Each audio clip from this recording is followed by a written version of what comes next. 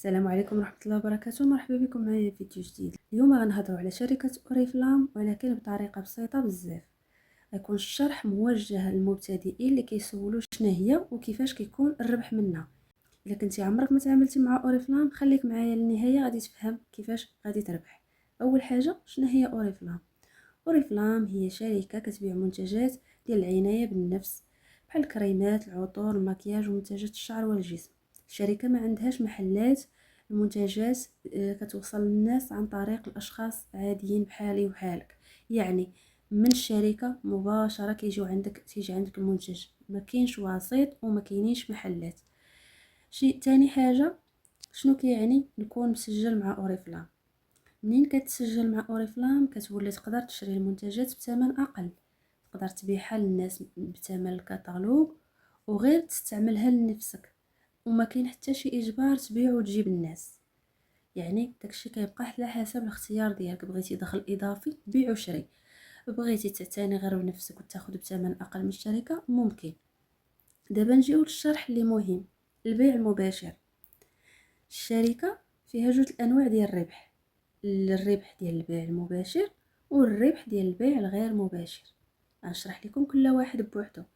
اشنا هو البيع المباشر؟ البيع المباشر هو انك كتبيع واحد المنتوج بيدك مباشره لشي واحد. مثلا كتوري الكتالوج للصديقه، سواء الكتالوج على شكل اوراق يعني تشدو بيدك، سواء بي دي اف يعني الكتالوج واحد فيهم يا بيدك يا يعني البي دي اف كترسلو في الواتساب للصديقه ديالك، شي حد من العائله، الجيران. هي كتختار المنتوج اللي بغات، انت كتطلبو من الشركه، يعني من بعد كتجمع واحد لاكوموند ديالك كتطلبو من الشركه ومن بعد كتسلمو ليها. والفرق في الثمن هو الربح ديالك. هاد الطريقه سهله وبسيطه ومناسبه لاي واحد مبتدئ. دابا غندوزو للطريقه الثانيه للربح من اوريفلام اللي هي سميتها البيع الغير المباشر. غنشرحها لكم ببساطه. دابا البيع الغير المباشر هو انك كتعرف الناس على الشركه ديال اوريفلام، وإلا عجبهم المجال كيتسجلوا. منين هما كيبداو يخدموا يبيعوا ويشريو، الشركه كتعطيك نسبه صغيره حيت انت اللي عرفتيهم. المهم باش تعرفوا ان ماشي انت اللي كتخلصهم، ماشي انت اللي كتبيع بلاصتهم، الشركه هي كتنظم كل شيء. واش خاصني نختار غير طريقه واحده؟ لا، تقدر تبيع مباشره وتقدر تربح بطريقه غير مباشره وتسجيل ديال الناس في نفس الوقت. يعني تختار غير طريقه واحده حسب الوقت ديالك اولا تجمع بيناتهم بجوج. شحال نقدر نربح؟ الربح ماشي ثابت وكيختلف من شخص لشخص. كاين اللي كيربح غير شويه وكاين اللي كيخدم بزاف وكيدخل بزاف.